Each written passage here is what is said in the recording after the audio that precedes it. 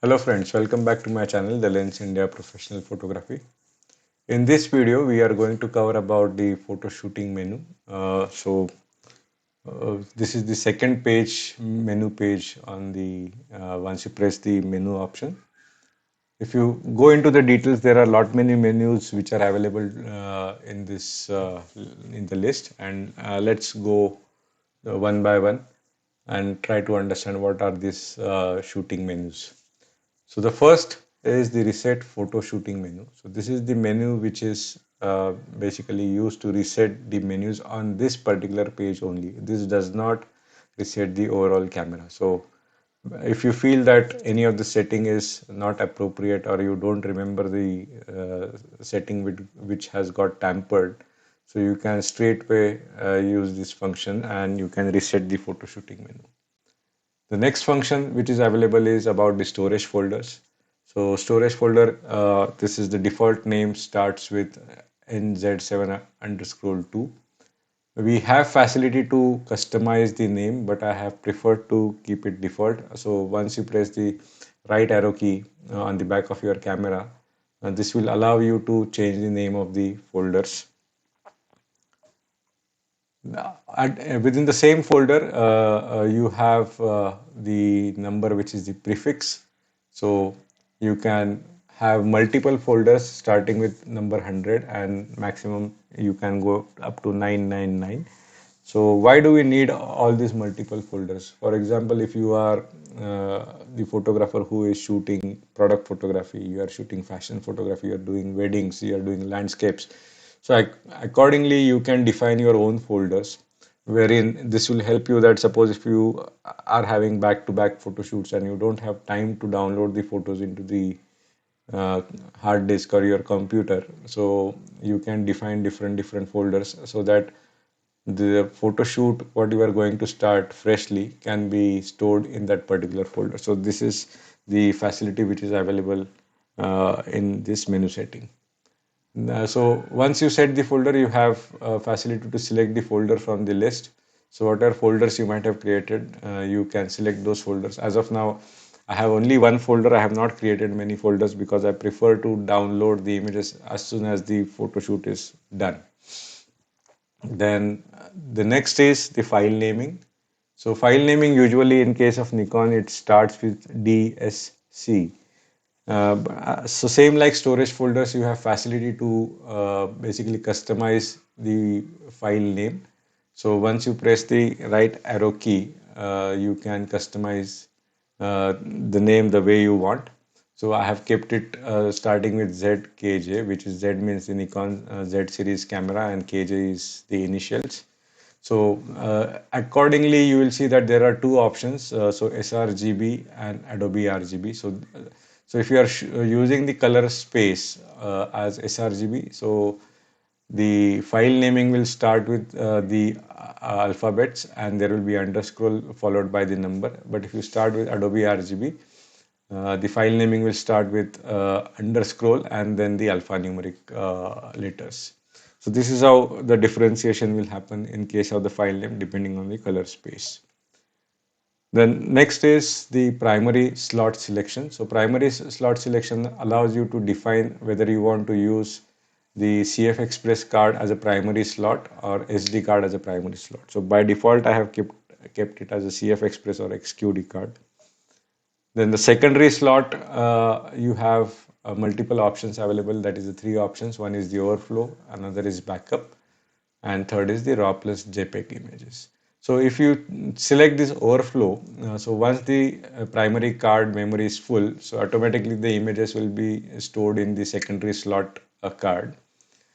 If you select the backup, so the same image what you are capturing in the primary card will be stored as a backup in the secondary card. The format will remain the same in case of backup. And the third option is RAW plus JPEG. So that means in your primary card, the image will be stored as a RAW, and in secondary card, the image will be stored as a JPEG. So now this particular option you can select based on your requirement. For example, the third option, if you feel that you need to send the images to client for selection purpose, so converting those raw images into JPEG will be very taxing for us. So it is better that if we select that primary card to store the images in RAW and secondary card to images as a JPEG. So that will be a convenient for us to immediately download the data and forward it to the client. The next menu option is of the choose image area. So we have 5 options available over here. So FX is nothing but the 36 millimeter by 24 millimeter size frame, which is usually termed as a full frame. Another option, what is the crop sensor? That is a DX. In case of Nikon, we have this crop image. Then we have 5 to 4.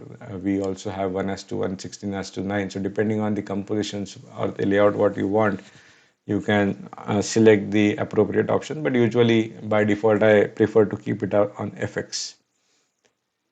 Then the next option is about the image quality. Image quality provides you mainly two types of formats. One is the RAW, that is NEF in case of Nikon. Another is the JPEG.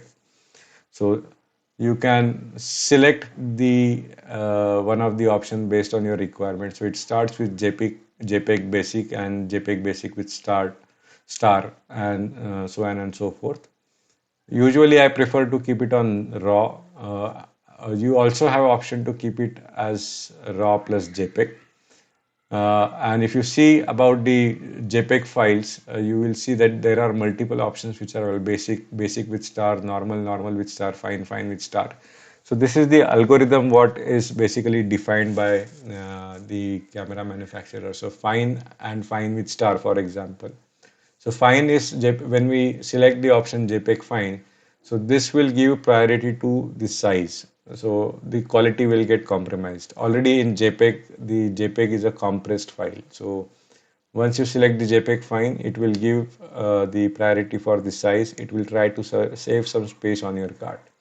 Whereas when you select JPEG fine with star, so the priority will be given to the quality of the image more than the size. So that's how the algorithm works.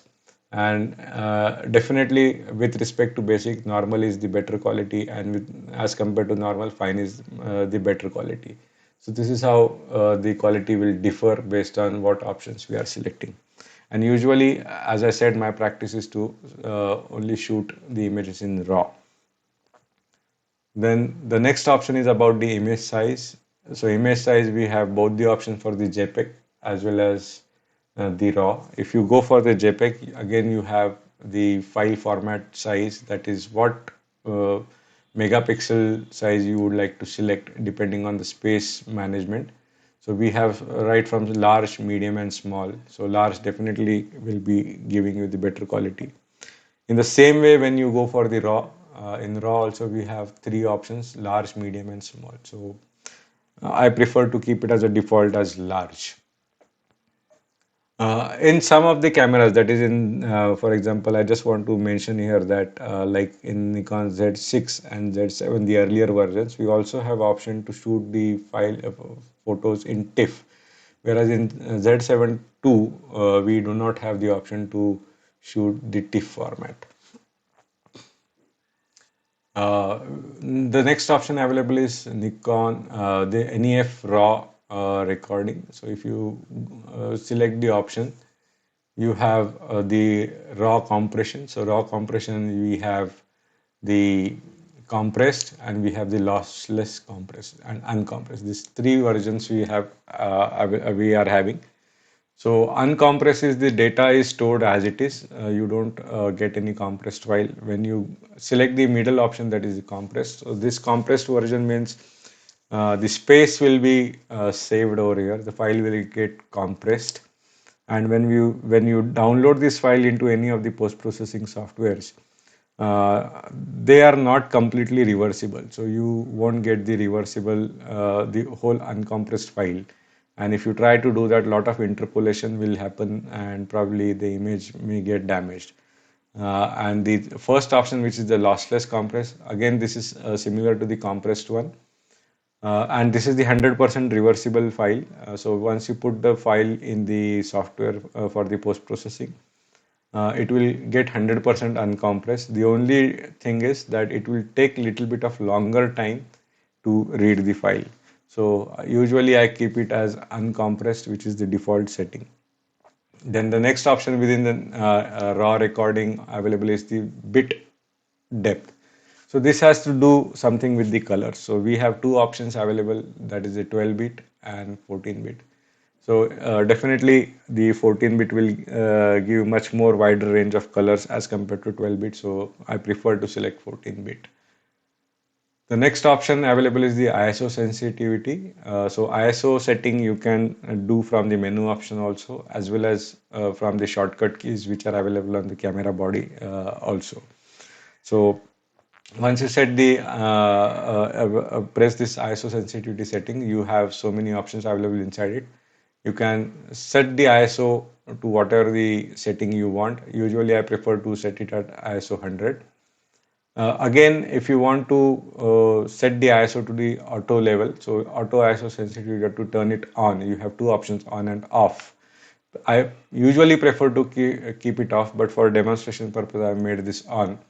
And you can see that you can limit the ISO settings in the auto mode also. So if you go inside and you try to see the options available, you can go as high 1.0, and the highest ISO normally possible is 25,600.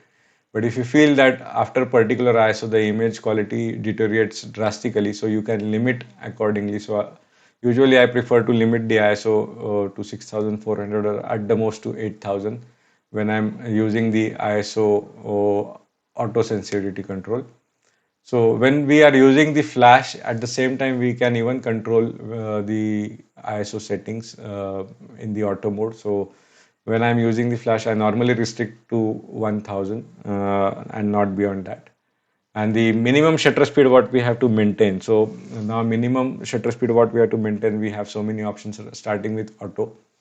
So this will work. Auto will work. Suppose if you are using the CPU lenses, so you can make it faster or slower accordingly. And again, you can limit the shutter speed based on your requirement or the lens, what focal length lens what you are using. So, for example, if you are using like 70 200, so we need to ensure that our shutter speed should not fall below the maximum focal length to get the sharp images. So we can limit that shutter speed setting, that the shutter speed should not fall below 1 by 2000, 1 by 6000, or so on and so forth. So that's the option available. So since I am not keeping this on, I'll make it off again and and again bring it back to the original setting. So white balance, the next setting. So white balance is something we have so many options available. Auto one. So when you have the auto one, you have three options available. That is auto zero, that it keeps white as white and reduces the warm colors. Then auto one, it keeps the overall atmosphere whatever is available in the shooting scene. And auto 2 is keep the atmosphere or it gives you warm tones in your image. But since I don't use this auto, we have other many white balance options available over here. So we can select the appropriate.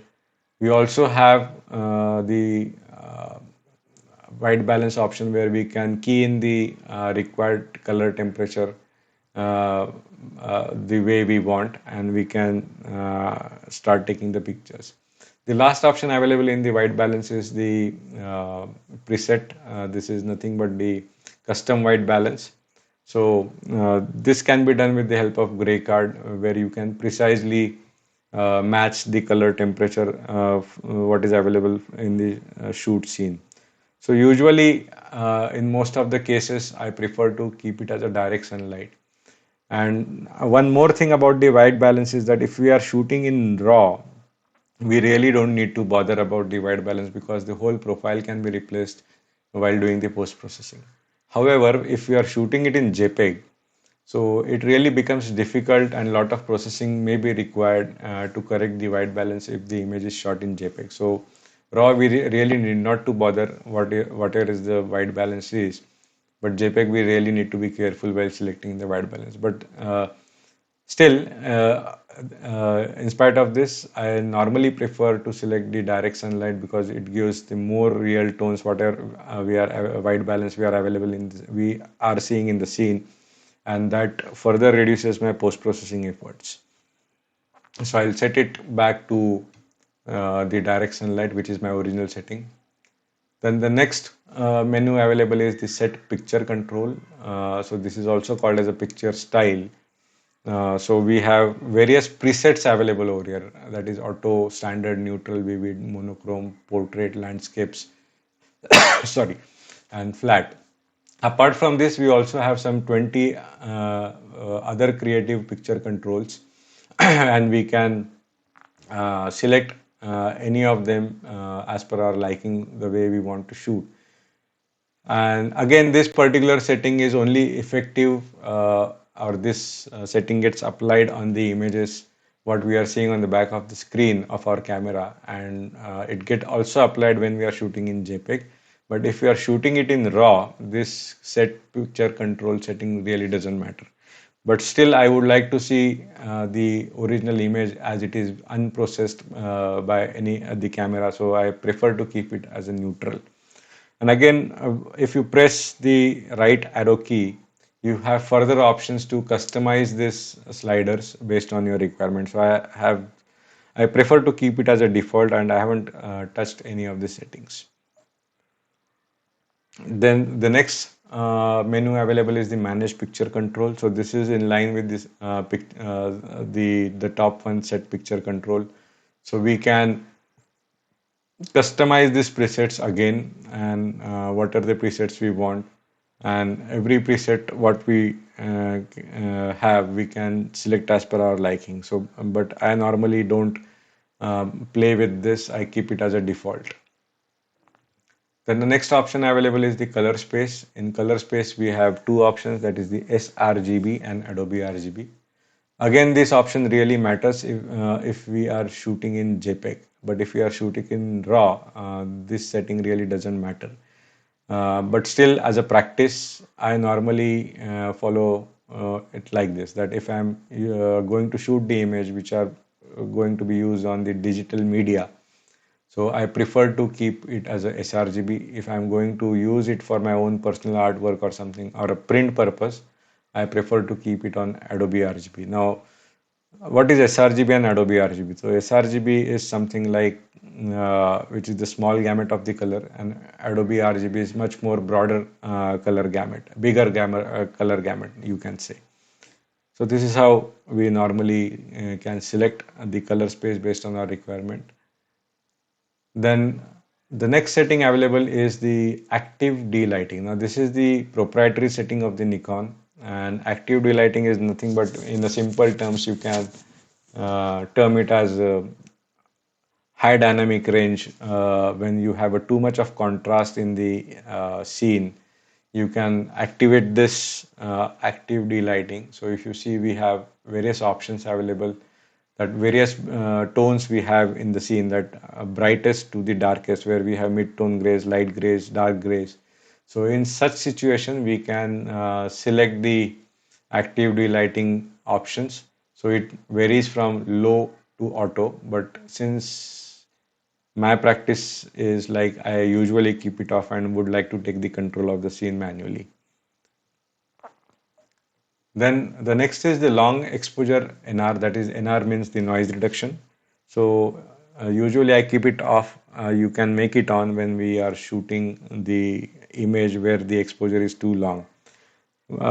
So what I would like to mention here is that if we make it on, and when we are really taking the long exposure, what exactly happens here is that if you are going to take 1 minute to take the exposure, so the sensor is charged for 1 minute while it is capturing the image. Then once the 1 minute is completed, the shutter will be shut down, and the sensor will remain charged for another 1 minute and try to identify the blacks and the brights in that, and will create the algorithm which will try to reduce the noise which is basically getting generated due to the long exposures, and this will increase your capturing time. So I usually prefer to keep it off in our regular scenario. Then a high ISO noise reduction. So again, we have three options over here: high, normal, and low. So I normally prefer to keep it as a default as normal. Then vignette control. Vignette control, we have again options low, normal, and high. So what is the meaning of the vignette? So some lenses normally they create some dark corners in your photograph. So to control that, so this option is available. But if the lens is of good quality, then I don't think that this option needs to be enabled. I prefer to keep it off in a usual case. Then diffraction compensation. So diffraction compensation means particularly when we are closing down our aperture to the narrow apertures. So there will be some diffraction which is happening. For example, when we cross beyond f16 and maybe f18, f22 or something like that. So due to the narrow opening of the aperture, some diffraction will happen and it will make the image soft and the image will not resolution properly. So to control that, this algorithm is available. So if you make it on, this will help us in basically correcting that diffraction in our image. The next option what is available is the auto distortion control. So this is right now grayed out. So this will get enabled when I mount a CPU lens on my camera. But since as of now I don't have any CPU lens, this will be grayed out. The next option is the flicker reduction shooting. So this particularly feature is like when we are shooting in incandescent light scenario, and as you know that what are the electricity or the light what we are having, so they operate on some frequency. That is, in India we have 50 hertz of frequency. At some other geographical locations it may have 60 hertz frequency. So at times that keeps on flickering, and accordingly the exposure will get changed. So the moment you take one photo and after a couple of minutes or couple of seconds you try to take another photo of the same scene, you'll see that the exposure is changed. So that is because of the flickering. So to avoid that situation, we this feature is provided. We can keep it on so that we hardly see any difference between the two exposures of the same scene. Then the next option menu is available is about the metering. So in metering, we have four types of metering: matrix metering, center weighted metering, spot metering, and highlight weighted metering. So my practice is usually I use the matrix metering. So matrix metering is something which will take the read the light in the overall scene and give us the best exposure possible. So center weighted is it will give more focus on the central part of the scene of the frame and will give us the output. Spot metering is basically a metering which will give us the reading where the focus point is placed and the reading is given to us.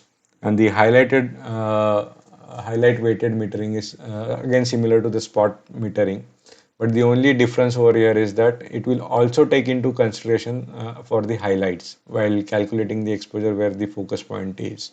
So this is how we can select the metering based on our requirement. Usually my practice is to keep it on the matrix metering.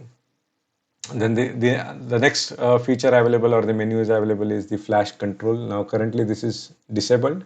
This will get enabled once I mount the on-camera flash or the trigger and can control the various settings. The next option related to flash mode we have is that we have four options: fill flash, red eye reduction, rear sync curtain, and flash off. So usually the default setting is flash off, fill flash.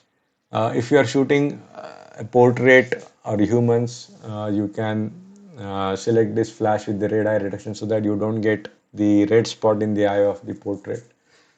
The third option is the rear sync curtain. So if you want to operate your flash at the time of closure of this shutter, you can select this option as a rear curtain sync. This is also called as a second curtain, but by default, I keep the flash setting as a fill flash. The next option available in the menu is the flash compensation. So flash compensation, you can compensate the power of the flash from -3 stops to +1 stop. So this is how by pressing the up and down key, you can compensate based on your requirement. Then the focus mode, you have three options, that is autofocus single, then autofocus continuous and manual focus. So depending on what we are shooting, if you are shooting a dead static object, then autofocus a single point works best. If the object is moving, you can select the continuous autofocus, or if the focusing becomes difficult, you can select the manual focus accordingly. So depending on the scene, I keep on changing from these options. Then AF area mode. So in AF area mode, we have various options available for the autofocus area where you want to focus exactly. So we have the option starting with the pinpoint AF. So this is a very small focus point which is picked up by the camera for focusing on the object. But one thing what I have observed over here is that when we select this particular pinpoint focus, the focusing speed becomes slow. So usually I don't prefer to use this, and in that case rather I'll prefer to use this single point autofocus. The third option which is available is the dynamic area autofocus. Now this is as of now grayed out. If I want to enable it, then I will have to go to the focus mode again, and I have to shift it to autofocus continuous. And once I shift it to autofocus continuous, this dynamic area will get enabled. But you can see now the pinpoint focus has now got disabled. So now this dynamic area autofocus with autofocus mode as a continuous, this will work best when we are shooting some wildlife like moving animals or birds. So to get the best results, either the single point focus or the dynamic area autofocus works best when we are shooting the moving object in autofocus mode as a continuous mode. Then again, we have something like wide area autofocus, small area, where the small area is selected. At the same time, we have large area selected, and then we have wide area where the focus will be picked up by the camera by detecting the eye of the humans. At the same time, we have wide area for animals. But in Nikon, I have found that for animals, it really is not that effective. Maybe some people, if you have tried it out and if you feel that results are best, do share your inputs in the comments below. But for me, I have tried it and it did not went well. But yes, in particularly wide area for people, it really works best. The next is the autofocus area for the where the focus point is selected automatically. I normally refrain using this auto area autofocus because most of the times the focusing does not happen at the desired place in this mode. Then again we have autofocus area people and autofocus area AF animals. So I usually refrain this again because this is again based on the dynamic areas what it is picking up the automatic points, and this really doesn't work well for me. So usually I would prefer to go for the single point or the dynamic area when I'm shooting the moving objects or the wildlife. So but by and large I'll again set it to F single and I'll keep on changing this mode. Then the next option available is the vibration reduction. So in case of Nikon Z6, the vibration reduction is available inside the body itself. So if you are shooting on handheld photography in a normal mode, normal scenes, you can keep it to normal. If you are shooting the fast moving objects like sports, you can keep it on sports. If you are shooting on some steady base like tripods, it is recommended that you turn it off to get much more sharper image. Then auto bracketing. So this is the so auto bracketing can be done in a various way. So we have auto exposure and the flash bracketing, auto exposure bracketing, flash bracketing, only white balance bracketing, and the active delighting bracketing. So I use none of these functions, to be very honest. Rather, I would prefer to bracket the images manually. Then the multiple exposure is the next option, where we want to have multiple things in the same frame. You just need to turn it on. So on series and on single photo. So on series means what? So unless you turn it off, it will continue to take the multiple exposures every time. So on single photo means basically it will take a photo. Once your photo is completed, it will regain its own position. So usually when you are not doing the multiple exposures, you can keep it off. But I normally have rarely used this feature in my total assignments. So it also, you can also define how many shots you want. So you can define up to like 2 shots to 10 shots. So you can define the number of shots to be taken. So once you define, for example, I have to take 10 shots. So once the 10 shots is completed, if you are on single photo, so it will regain its off position again. It will automatically disable the multiple exposure mode in the camera, and you can continue taking the single images. But if you don't use this and you go on the series option, it will keep on continuing and the multiple exposure mode. So I usually keep it off. Then you have various overlay modes available. You can try it out, add, average, light or darken based on the scene what you're uh, shooting. Then you also have option save individual images. That is whether you, what are the multiple exposures you are taking. So one combined image also will be there. At the same time, whatever images you have shot, it will give you some individual images. Overlay shooting, if you keep the overlay shooting on, and suppose for example you are doing a multiple exposure, like you are shooting a ball and then behind that you have you want to have a bottle. So first you shoot the ball and then you shoot the bottle. Okay, so while shooting the bottle, it will the light image of the ball also will be placed over there in the frame to guide you where to compose your image accordingly. So that is how this multiple exposure can be used. So usually I keep it off.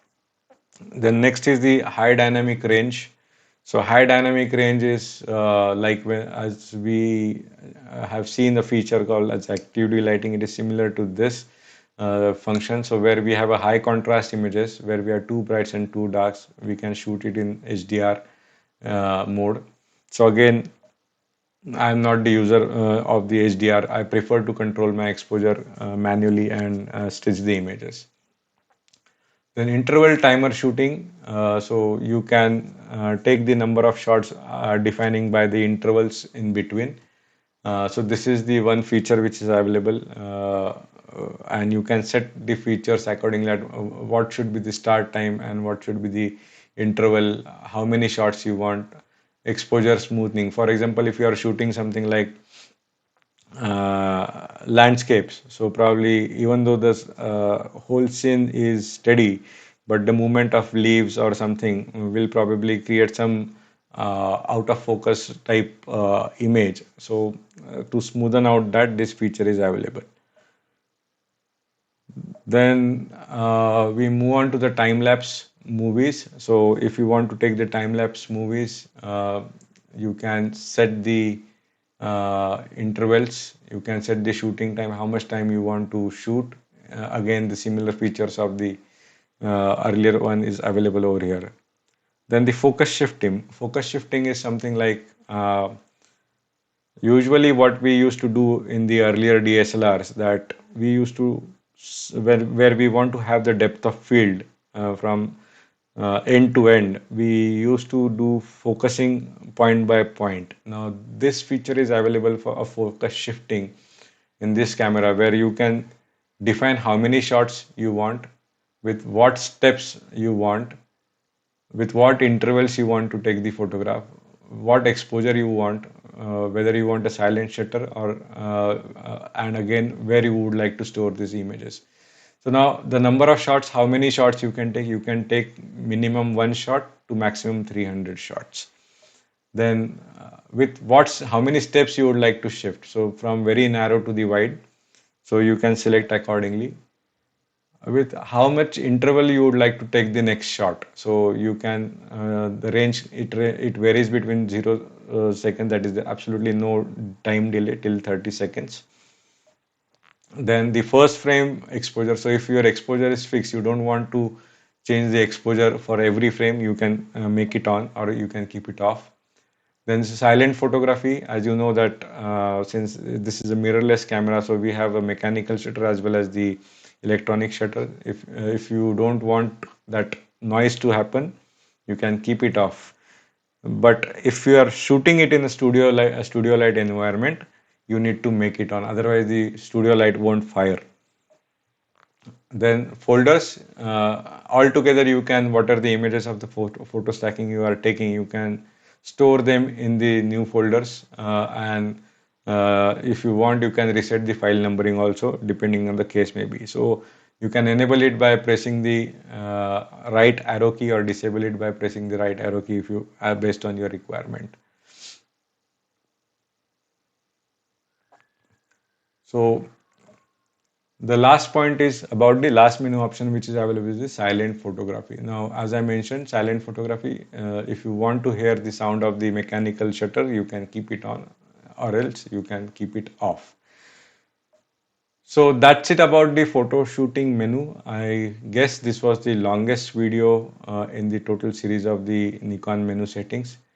In our next video, I'll be skipping these movie shooting menus because more or less they are similar to the photo shooting menus of the cameras. In the next video, we will cover about the custom setting menu, and in that we will try to go by groupings, like we will cover A, B, C in one video, then subsequently D, E, F and G in another video, and then we will move to this setup menu at the last. So this is how we will be covering. So stay tuned for our next videos.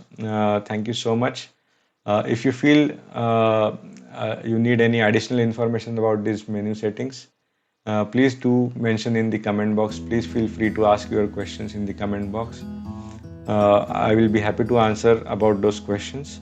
If you have liked this video, please hit a like, and if you have not subscribed my channel, please don't forget to subscribe the channel. Thank you so much.